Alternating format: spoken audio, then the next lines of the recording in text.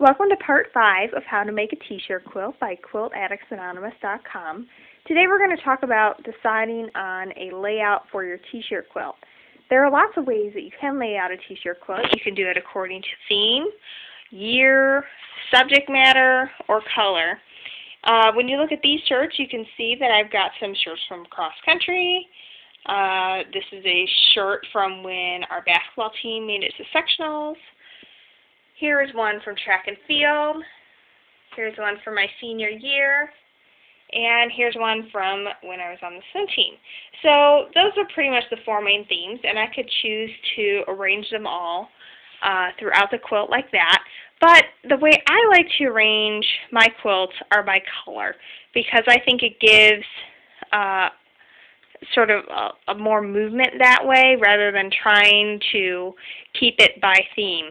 So I'm pretty lucky with these shirts. I've got a pretty good mix of dark shirts and light shirts, so that pretty much every other block I can alternate what value, color value I have. And I just arrange those in the diagonal so you can see that the light shirts are kind of going down on a diagonal, and they alternate with the dark.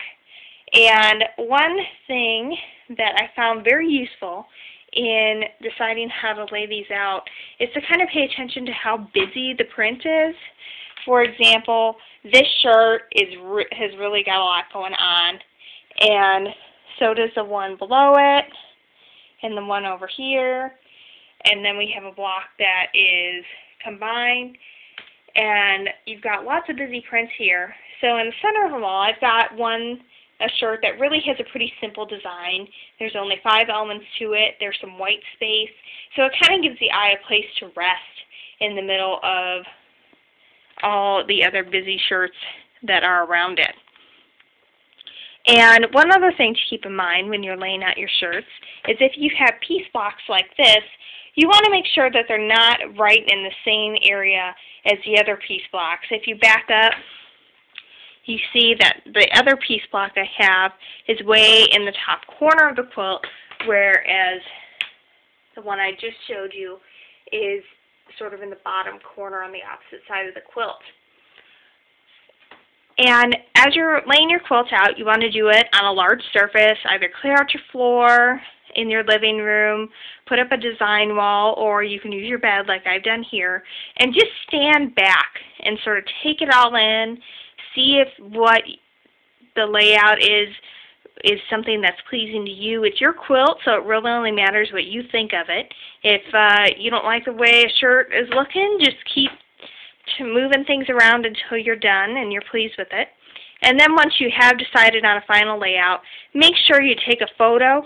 I like to take one photo where you can see the entire quilt, and then take 4 more and kind of focus in on closer areas of the quilt in the 4 corners. So that way it is really easy to get out of order once you start to sew these together. And if you take a photo, that's sort of a record of, yes, I really did want this shirt to be here, and no, if I sew this shirt here, then my nice little diagonals are going to be messed up. So, have fun laying your t-shirts out. This is when it starts to really get fun, because you can sort of envision what it's going to look like when it's all done. So, figure out a layout, and then come back next week, and I'll talk more about how to sew this together so that you're not pulling out your hair by the end of it, wondering how you're going to put such a big piece of fabric through your sewing machine. So thank you for joining us.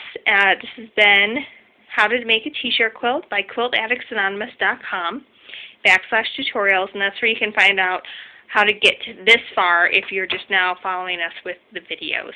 And thank you.